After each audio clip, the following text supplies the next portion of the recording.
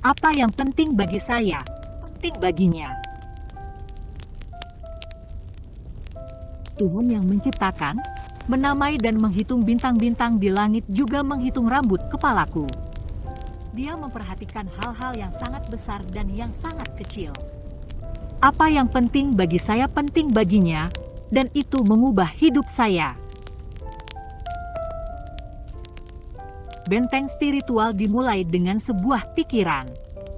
Satu pemikiran menjadi pertimbangan. Sebuah pertimbangan berkembang menjadi sikap, yang kemudian mengarah pada tindakan. Tindakan yang diulang-ulang menjadi kebiasaan, dan kebiasaan membentuk basis kekuatan musuh, yaitu benteng. Kami ingin menghindari penderitaan, kematian, dosa, abu. Tetapi kita hidup di dunia yang hancur, dan tercabik-cabik, dunia yang Tuhan sendiri kunjungi untuk menebusnya. Kita menerima hidupnya yang dicurahkan, dan diberi hak istimewa yang tinggi untuk menderita bersamanya, kemudian dapat mencurahkan diri kita untuk orang lain.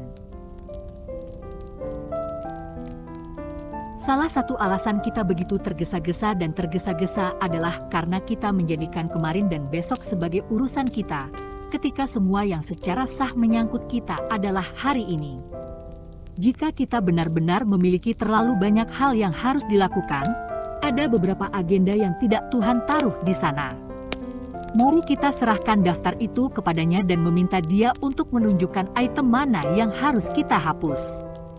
Selalu ada waktu untuk melakukan kehendak Tuhan. Jika kita terlalu sibuk untuk melakukan itu, kita terlalu sibuk.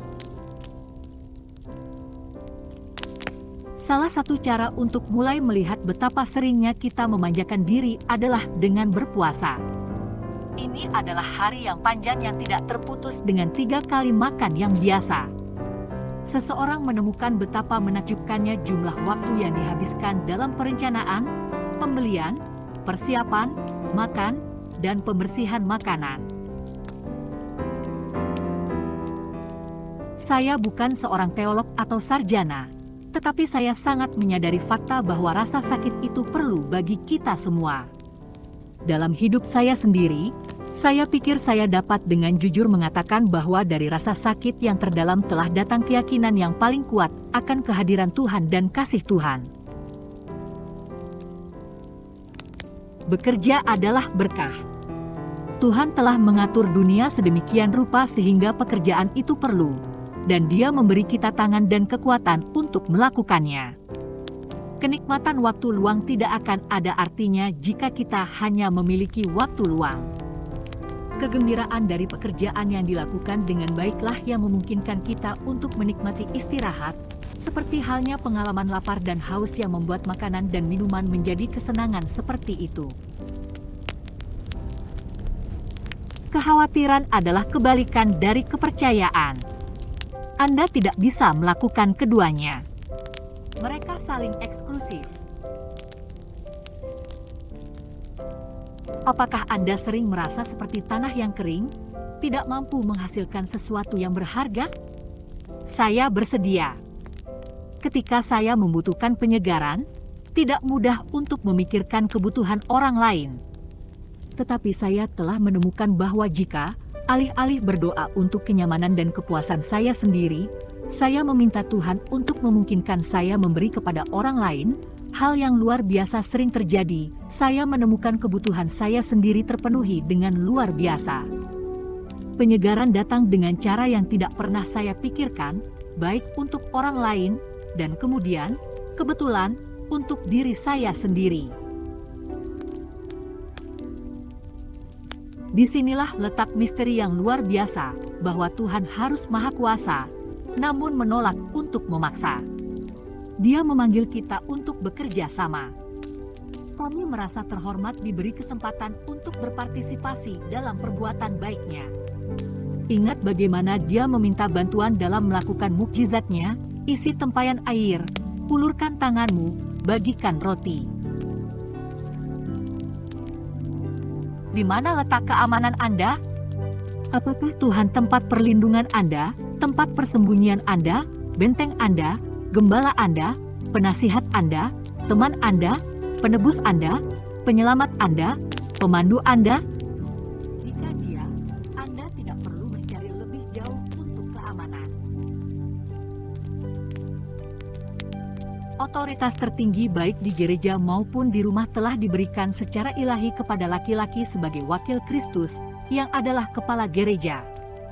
Dalam ketundukan yang rela daripada penyerahan diri dengan dendam bahwa wanita di gereja, apakah sudah menikah atau lajang, dan istri di rumah menemukan pemenuhannya.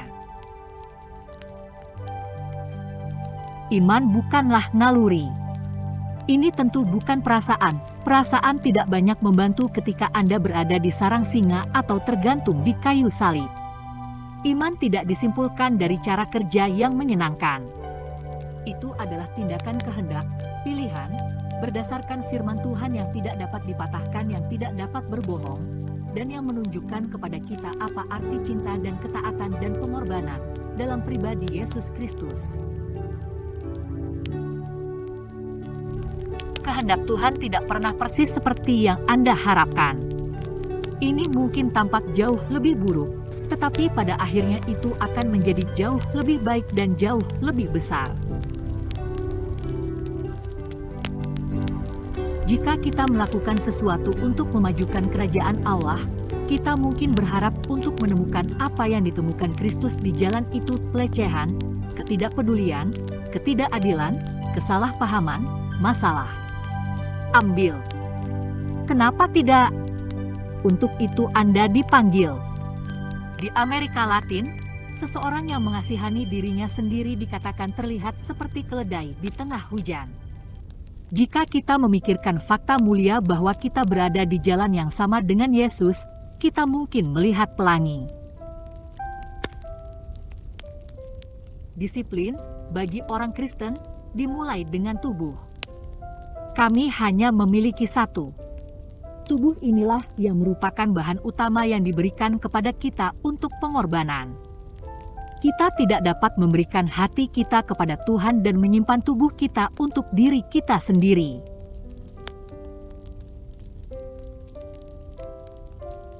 Kami memiliki banyak bukti bahwa Tuhan mampu membimbing. Janji-janji itu mencakup setiap situasi yang bisa dibayangkan. Yang perlu kita lakukan adalah mengambil tangan yang Dia ulurkan. Sementara saya meremehkan latihan, membangun harga diri seseorang, saya menikmatinya setiap kali saya membayangkan diri saya bebas dari cacat yang saya rasakan pada orang lain. Pengalaman telah mengajari saya bahwa gembala jauh lebih bersedia untuk menunjukkan jalan kepada domba-dombanya daripada yang harus diikuti oleh domba-domba itu. Dia tanpa henti penyayang, sabar, lembut, dan penuh kasih. Jika kita, domba-dombanya yang bodoh dan bandel, benar-benar ingin dipimpin, kita pasti akan dipimpin. Dari itu saya yakin.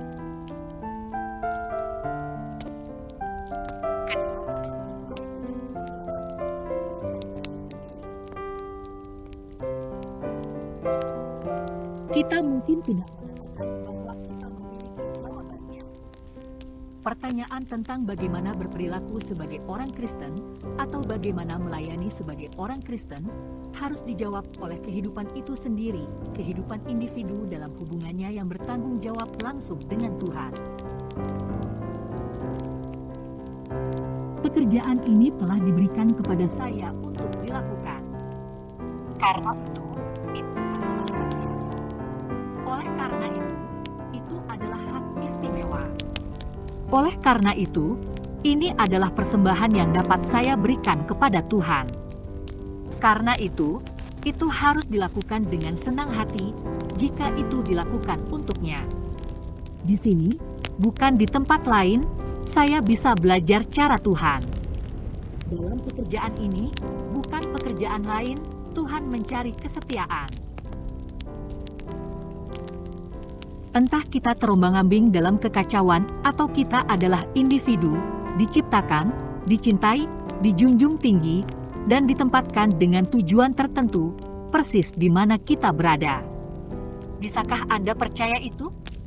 Bisakah Anda mempercayai Tuhan untuk itu? Jangan biarkan kerinduan kita membunuh selera hidup kita.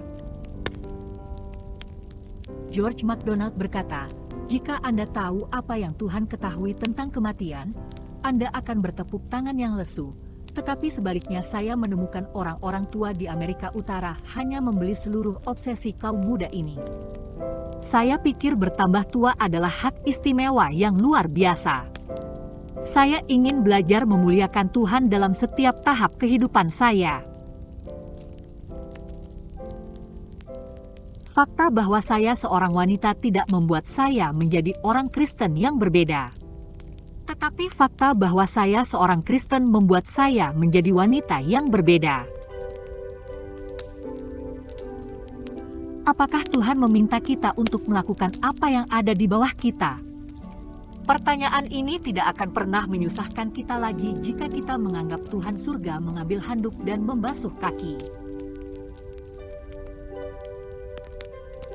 Saya benar-benar tidak berpikir. Anda berada dalam posisi tawar-menawar dengan Tuhan. Dia adalah Tuan. Dia adalah perwira komando. Bukan untuk Anda memiliki masukan. Anda hanya perlu menerima pesanan sebagaimana perintah diberikan. Saya memiliki satu keinginan sekarang untuk menjalani kehidupan yang sembrono meninggalkan Tuhan, menempatkan semua energi dan kekuatan saya ke dalamnya. Surga tidak ada di sini, itu di sana. Jika kita diberi semua yang kita inginkan di sini, hati kita akan puas dengan dunia ini daripada dunia berikutnya.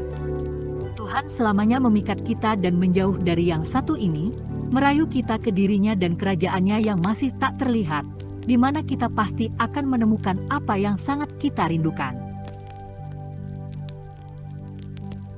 Marilah kita waspada terhadap pemberontakan melawan Tuhan. Keadaan adalah pilihannya, karena Dia ingin memberkati kita, untuk memimpin kita, bahkan melalui padang gurun, keluar dari Mesir, yaitu keluar dari diri kita sendiri. Selesaikan keluhan dengan Tuhan, dan itu akan menyelesaikan hal-hal lain. Tersinggung dengan Tuhan, dan Anda akan tersinggung dengan semua orang yang melintasi jalan Anda. Jika hidup saya diserahkan kepada Tuhan, semuanya baik-baik saja. Jangan biarkan saya mengambilnya kembali, seolah-olah itu dalam bahaya di tangannya tetapi akan lebih aman di tangan saya. Keheningan, seperti yang dikatakan seseorang, adalah ibu dari doa dan perawat pikiran suci. Dia mengurangi dosa-dosa kita, bukan? Kita tidak dapat berbuat dosa dalam banyak cara yang berbeda jika kita berdiam diri di hadapan Tuhan. Keheningan memelihara kesabaran, amal, kebijaksanaan. Mengasihani diri sendiri adalah kematian yang tidak memiliki kebangkitan, lubang pembuangan yang darinya tidak ada tangan penyelamat yang dapat menyeret Anda karena Anda telah memilih untuk tenggelam. Menjadi pengikut Kristus yang tersalib berarti, cepat atau lambat, perjumpaan pribadi dengan salib. Dan salib selalu membawa kerugian. Tuhan adalah Tuhan. Karena Dia adalah Tuhan, Dia layak untuk kepercayaan dan ketaatan saya. Saya tidak akan menemukan istirahat dimanapun kecuali dalam kehendak-Nya yang kudus, suatu kehendak yang tak terkatakan di luar gagasan terbesar saya tentang apa yang Dia rencanakan.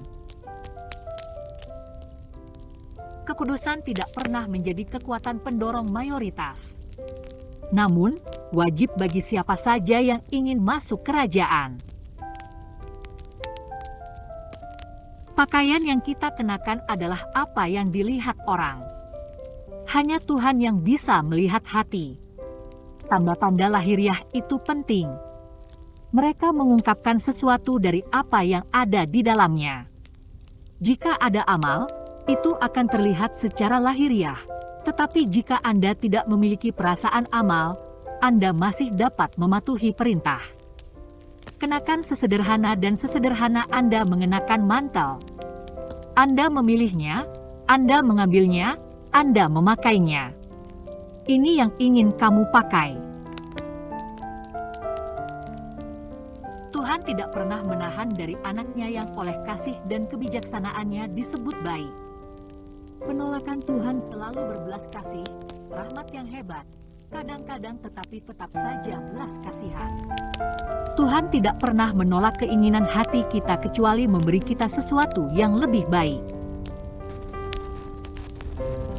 Sampai kehendak dan kasih sayang dibawa di bawah otoritas Kristus, kita belum mulai memahami, apalagi menerima ketuhanannya. Orang yang mencintai tahu lebih baik daripada orang lain bagaimana berperilaku, bagaimana melayani orang yang dia cintai. Cinta memberikan jawaban dalam situasi tertentu karena tidak ada aturan yang bisa dilakukan.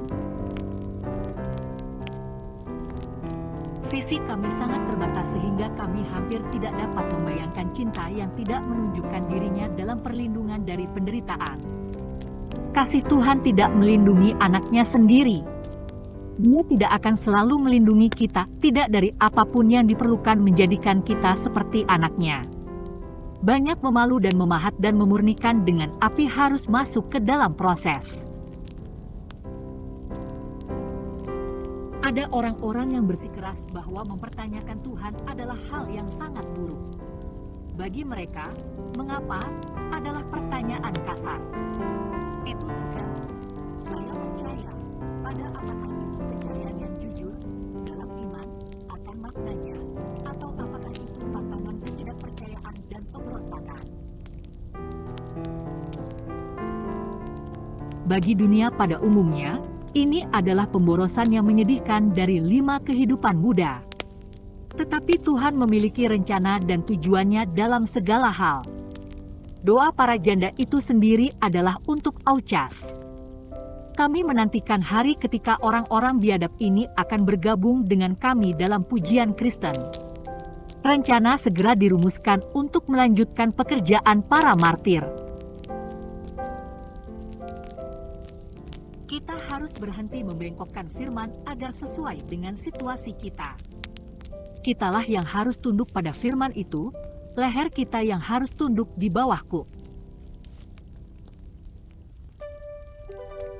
Firman Tuhan saya anggap sebagai sebuah garis lurus yang menunjukkan kebengkokan kita sendiri. Kita tidak dapat benar-benar mengetahui betapa bengkoknya pemikiran kita sampai kita menyelaraskannya dengan garis lurus kitab suci.